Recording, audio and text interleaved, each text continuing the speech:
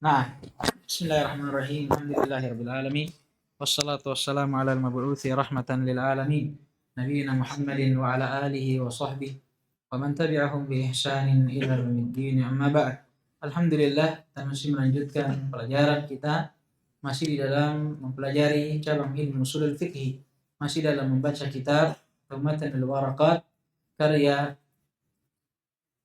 Syekh Al-Allamah Abdul Ma'ali Al-Juwaini Imamul Haramain rahimahullahu ta'ala. Dan alhamdulillah kemarin kita sudah selesai dari pembahasan tentang al-amru wan nahi, larangan dan perintah dan larangan. Dan insyaallah ta'ala di pertemuan kali ini kita akan masuk dalam bab yang baru, yaitu bab tentang al-am, bab yang membahas tentang lafaz-lafaz umum. Dan pembahasan ini sebenarnya juga termasuk dari pembahasan inti dari ilmu ushul fikih, yaitu pembahasan yang membahas tentang dalalatul alfaz, qadayatuha, makna dan penunjukan sebuah lafaz terhadap sebuah makna. Dan ini sebagaimana telah berlalu, di antara pembahasan yang paling penting yang wajib untuk diketahui oleh seorang talibul ilm, khususnya mereka yang mempelajari ilmu usul fikih. Karena sudah berlalu, ilmu usul fikih adalah ilmu yang mempelajari tentang bagaimana cara orang atau seseorang menyimpulkan sebuah hukum dan faedah dari sebuah dalil yang ada. Paham ini? Dan satu-satunya cara yaitu dengan mengetahui apa? Makna dan kandungan sebuah lafaz dari sebuah dalil. Karena tidak bisa antum simpulkan sebuah hukum kecuali antum tahu makna dari dalil yang datang. Sama seperti sebelumnya dari amr dan nahi. Antum tidak bisa menyimpulkan bahwa hukum ini wajib. Hukum ini haram. Kalau ini sunnah, ini makruh.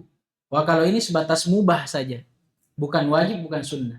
Antum tidak bisa simpulkan setiap dari hukum tersebut kecuali antum harus paham dari mana hukum itu bisa dikatakan wajib. Dari mana hukum itu bisa dikatakan haram, makruh, mandu, mubah.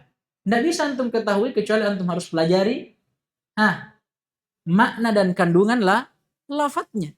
Nah, setelah antum pelajari, di antara kandungan dari lafadz sebuah dalil ada namanya amr atau perintah.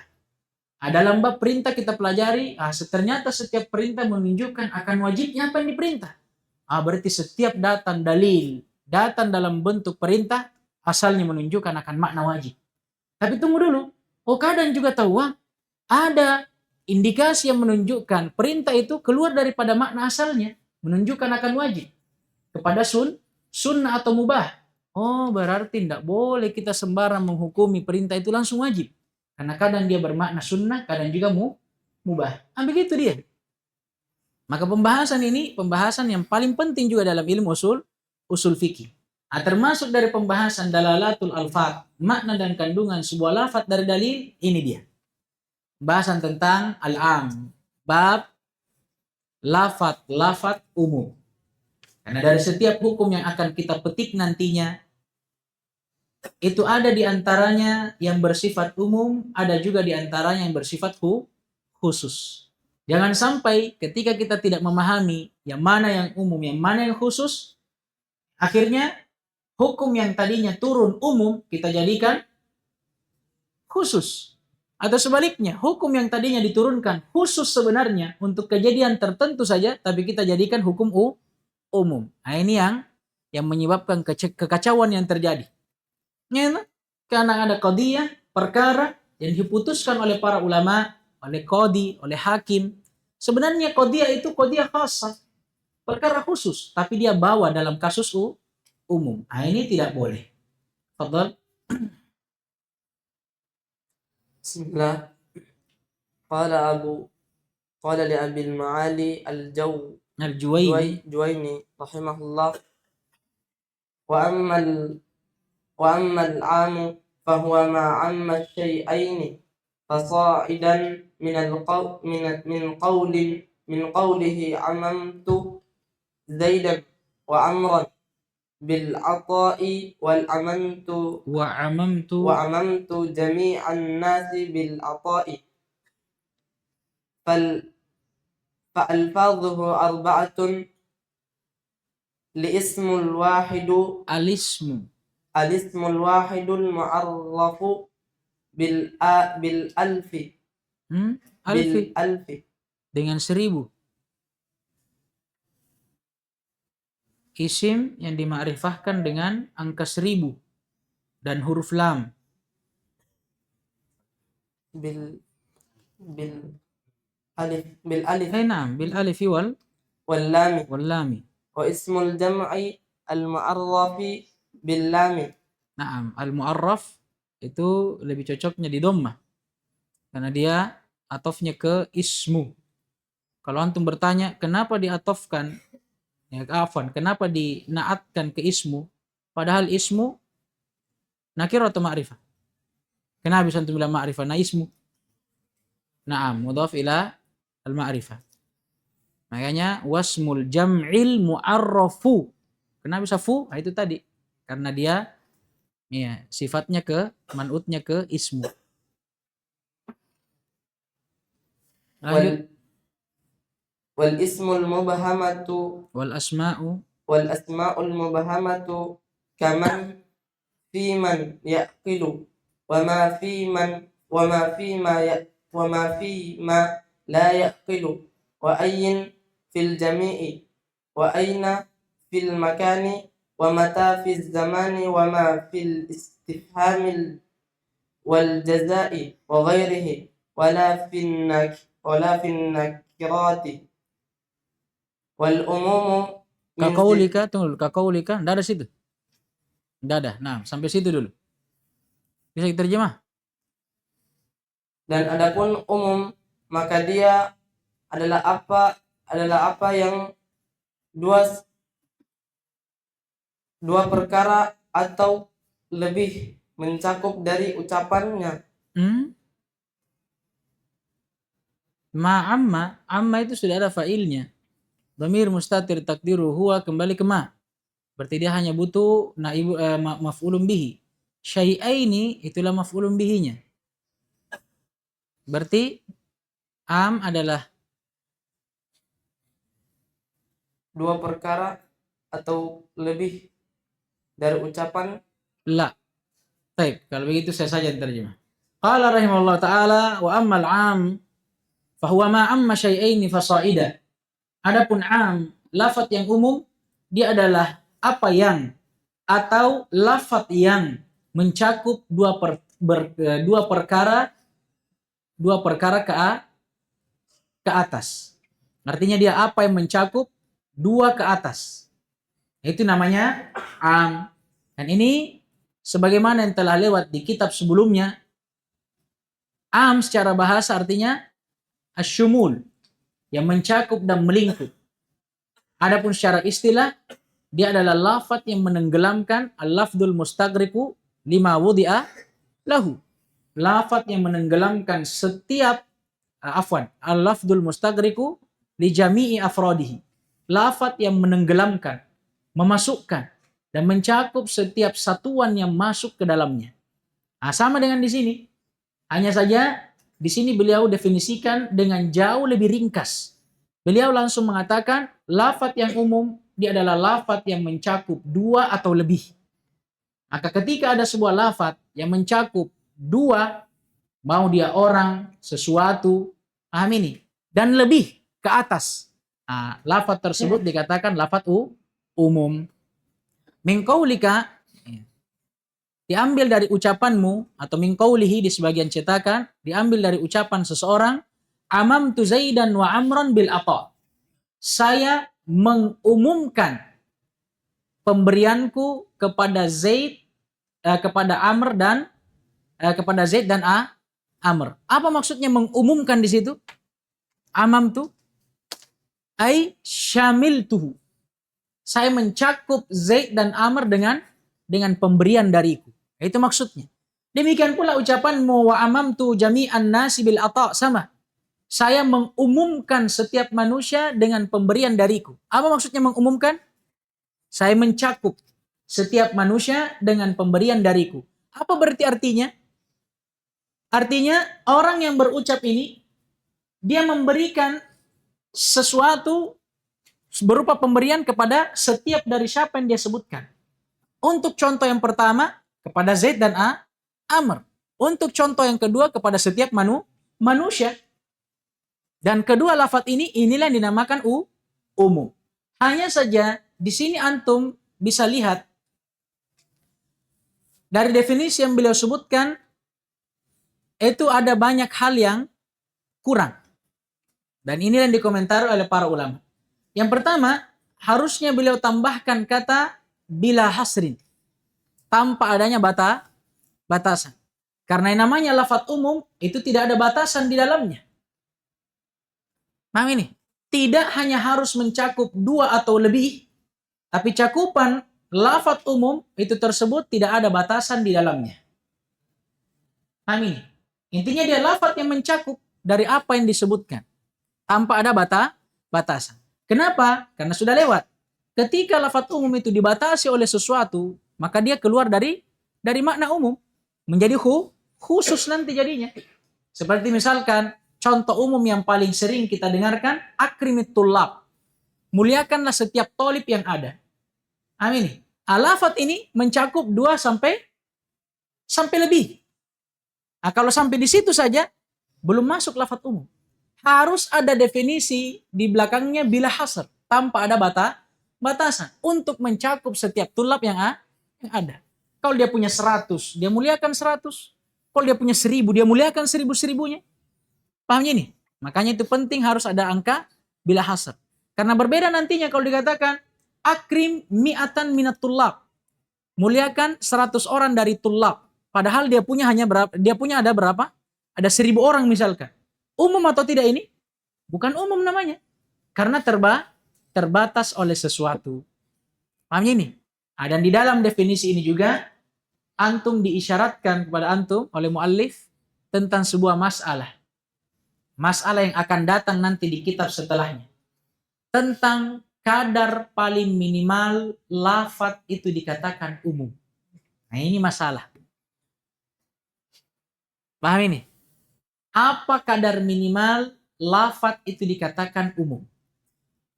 Kalau yang beliau sebutkan di sini, paling minimalnya berapa kira-kira? 2.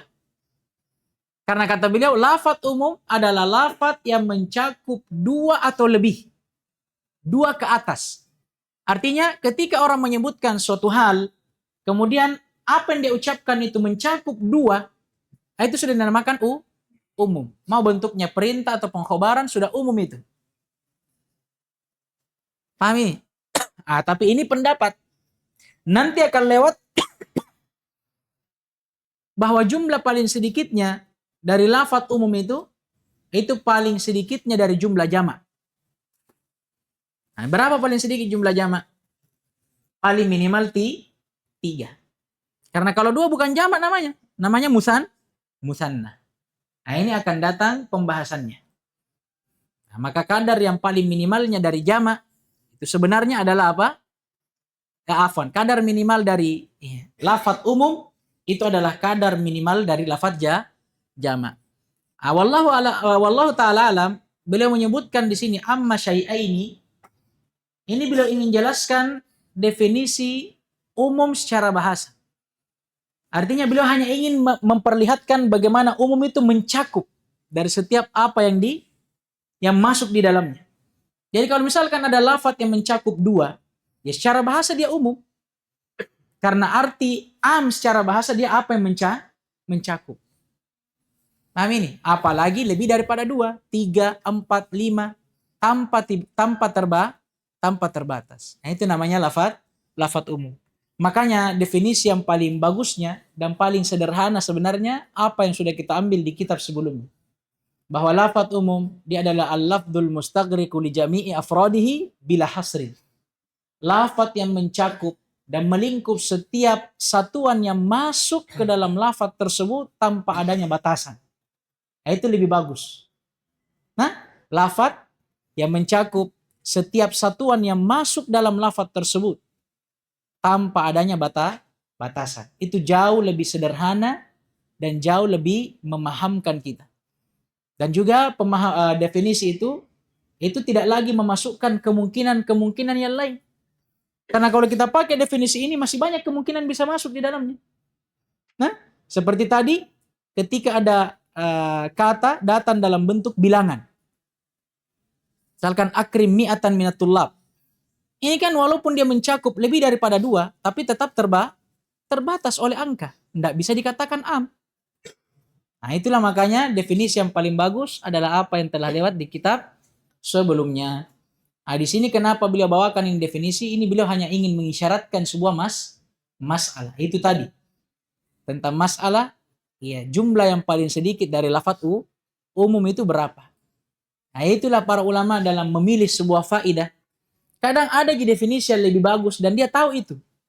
Tapi sengaja dia bawakan definisi lain karena ada yang dia mau isyaratkan di dalamnya.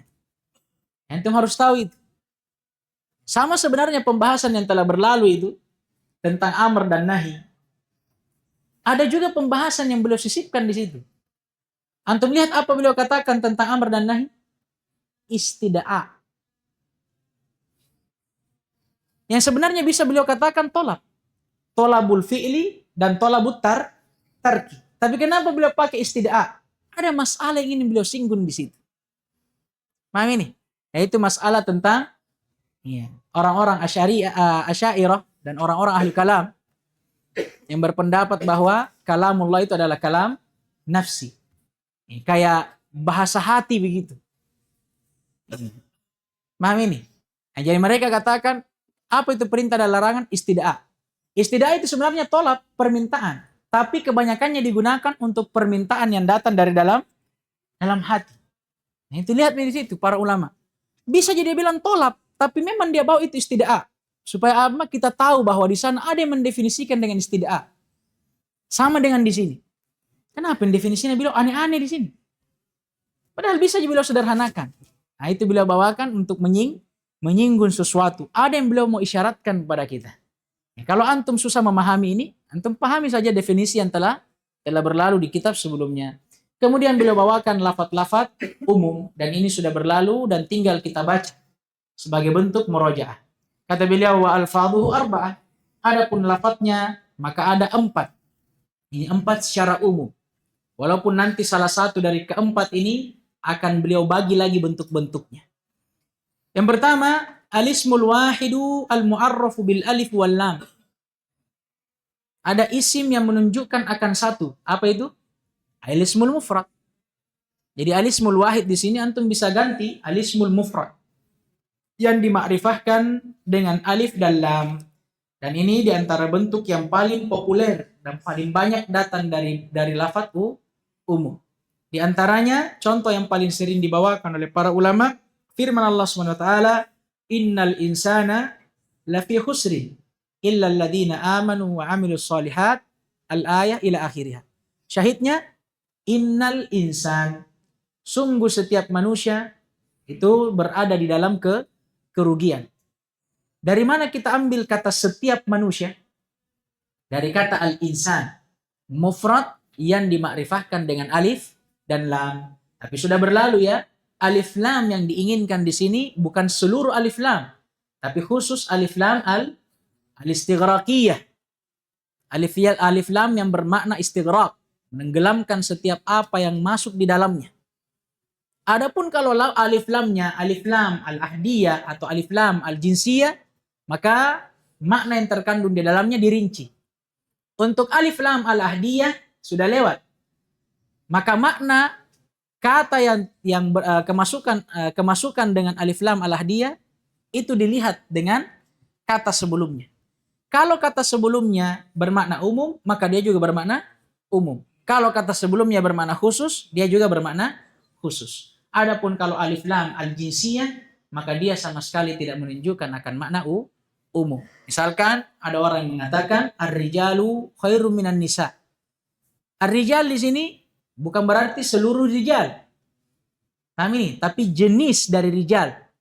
Jenis dari laki-laki itu lebih baik daripada jenis wanita. Bukan berarti setiap laki-laki lebih baik daripada wanita. Karena kenyataan waqi'ul hal yang terjadi, ada di sana wanita yang lebih baik daripada pria. Paham ini? Ini pembahasan tentang alif lam. Kemudian kata beliau, walismul jama' al-mu'arraf bihima. Selain isim mufrad, ada juga isim jama' yang juga dimakrifahkan dengan alif lam. Sekali lagi alif lam al-istighraqiyah. Dan isim jama' di sini ini mencakup jama' maknawi dan jama' lugawi. Paham maksudnya? Maksudnya isim jama' secara lugah yang kita pahami seperti jama' mudzakkar salim, jama' muannats salim, itu secara lugah dan secara tatanan bahasa memang jama' namanya. Tapi ada juga isim jama' tapi secara maknawi. Nah, itulah isim-isim jama' yang datang bukan di atas bentuk jama' yang kita maklumi, tapi memiliki makna jama'. Akan datang contohnya.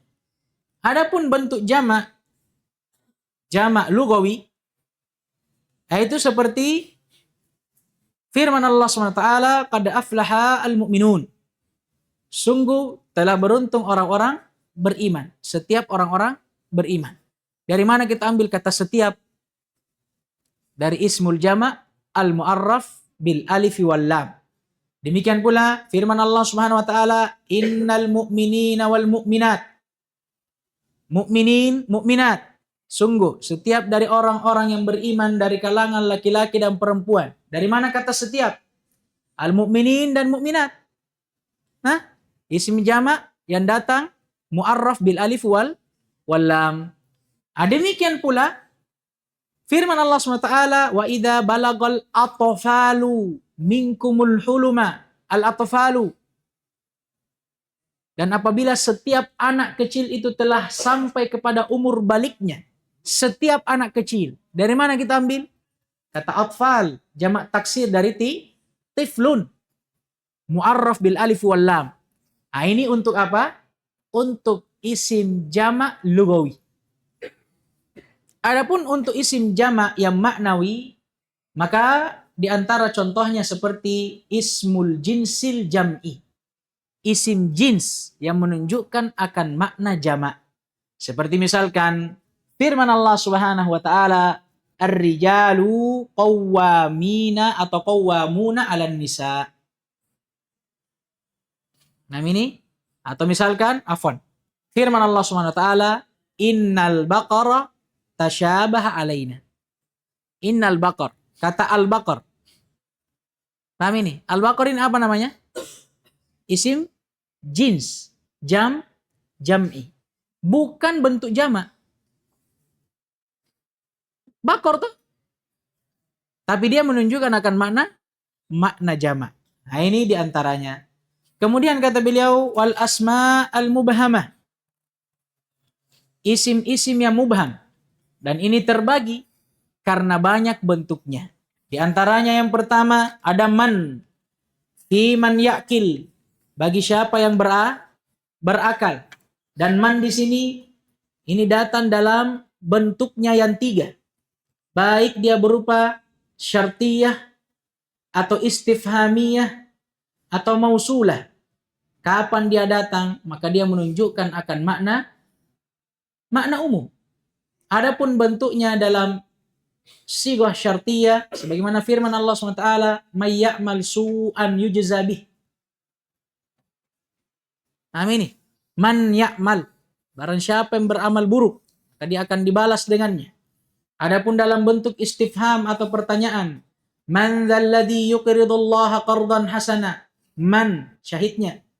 Demikian pula kalau dia datang dalam bentuk mausulah, sebagaimana firman Allah Subhanahu wa taala, walillahi 'alan nasi hajjul baiti man istata'a ilaihi sabila. Demikian pula ma. Tapi ma ini li ghairil akil, untuk yang tidak berakal. Dan sama dengan man tadi. Ma juga menjadi siyak al-umum dalam ketiga bentuknya. Baik dia datang secara syartiyah, wa ma taf'alu min khairin ya'lamhu Allah. Atau dia datang dalam bentuk mausulah, wa ma indallahi khairun lil abrar. Atau dia datang dalam bentuk istifhamiyah, madza ajabtumul mursalin. Sama semuanya. Paham ini? Dia menunjukkan akan makna umum. Demikian pula ai. Tapi ai di sini fil jami. Apa maksudnya fil jami? Pada seluruhnya. Apa maksudnya? Fil akil wa ghairil akil. Untuk yang berakal dan tidak berakal. Nah ini untuk yang berakal dan tidak berakal. Di antara contohnya firman Allah SWT, ayyamal ajalaini qadait. Ini untuk yang tidak berakal. Ayyamal ajalaini. Ajal itu bukan makhluk berakal. Paham ini? Dan tetap Allah katakan ayya. Demikian pula firman Allah Subhanahu wa taala, lina'lama ayyul hizbaini ahsa lima labithu amada. Ayyul hizbain. Demikian pula aina fil makan wa mata fil zaman. Ada aina yang menunjukkan akan tempat dan mata untuk zaman atau waktu. Ini juga menunjukkan akan makna umum. Di antara contohnya, aina ma takunu yudrikkumul maut. Dimanapun kalian berada, maka pasti kematian akan mendapati kalian. Umum, dimanapun, di tempat paling tersembunyi apapun, maka pasti kematian akan menemukan kalian. Adapun mata, firman Allah SWT, mata nasrullah. Ini menunjukkan juga akan makna umum. Wa ma fil istifham wal jazai wa ghairihi. Demikian pula ma dalam istifham ataupun jaza dan semisalnya. Ini terdapat pengulangan sebenarnya. Karena ma pada lafaz sebelumnya telah dibawa, yaitu pada isim mubhamah. Tapi wallahu taala alam, beliau khususkan di sini untuk menyebutkan bentuk-bentuk ma. Artinya ma yang beliau sebutkan sebelumnya itu bukan hanya ma saja, tapi ma yang datang dalam setiap bentuknya, baik dia istifham, jaza atau selainnya. Dan jaza yang diinginkan asyart, dan selainnya yang diinginkan ya mausulah. Paham ini? Nah ini diantara yang menunjukkan akan makna umum. Ini yang ketiga. Kemudian yang keempat kata beliau, la fin nakirat. Ketika datang la, dan la yang diinginkan di sini la nahiyah dan nafiyah. Ketika dia datang bergandengan dengan isim-isim nakirah. Dan sebenarnya apa yang beliau inginkan di sini bukan la-nya. Jadi jangan kalian fokus pada la-nya ya. Tapi yang beliau inginkan di sini itu nakirah yang datang dalam konteks penafian dan nahi, larangan. Tapi beliau menyebutkan la-nya. La yang datang dengan nakirah. Jangan sampai ya harus la ini. Paham ini? Enggak. Tapi beliau hanya mengisyaratkan tentang salah satu bentuk dari siyagul umum, yaitu nakirah fi siyaq nafi wa nahi. Dan sudah lewat contohnya di kitab sebelumnya. Dan itu pun nakirah di sini itu tidak terbatas pada siyaq nafi dan nahi saja. Sehingga dia menunjukkan akan makna umum. Bahkan sudah disebutkan ketika nakirah juga datang dalam bentuk syarat dan istifham ingkari sama. Dia juga menunjukkan akan makna umum. Nah ini 4 yang disebutkan oleh beliau sebagai siyaq atau bentuk-bentuk yang menunjukkan akan makna umum. Tapi apa yang beliau sebutkan di sini hakikatnya bukanlah bentuk pembatasan. Hanya penyebutan contoh saja. Wa illa di sana masih ada jauh lebih banyak siyaq yang menunjukkan akan makna umum. Di antaranya yang lupa mungkin beliau sebutkan dan luput dari beliau, atau mungkin beliau sudah menganggap bahwa itu sudah dimaklumi, yaitu lafaz kul dan yang semakna dengannya. Kullun, jami'un, semuanya. Nah ini juga menunjukkan akan makna umum. Bahkan disebutkan oleh para ulama min a'ammi al-fadil umum. Dari lafaz umum yang paling umumnya itu. Karena dia menunjukkan akan makna umum langsung dari lafadznya. Kul, kalau dia bilang kul seluruhnya, jelas mi umum. Beda kalau yang lain, al-mu'minun, tunggu dulu, mukminun di sini umum atau tidak? Dilihat dulu apanya? Maknanya. Dilihat korinanya dan indikasinya. Apa di antara indikasinya? Ya alif lam. Nah, tapi kalau kul dan jami, tidak perlu antum lihat maknanya. Langsung antum lihat lafadznya, itu memahamkan antum bahwa maknanya umum. Naktafi bihadza, subhanakallahumma bihamdika Asyhadu an la ilaha illa anta astaghfiruka wa atubu ilaik. Waffaqallahu jami' lima yuhibbu wa yarda wa qina al-afiyata wassalama innahu waliyyu dzalika wal qadiru alaihi walhamdulillahi rabbil alamin.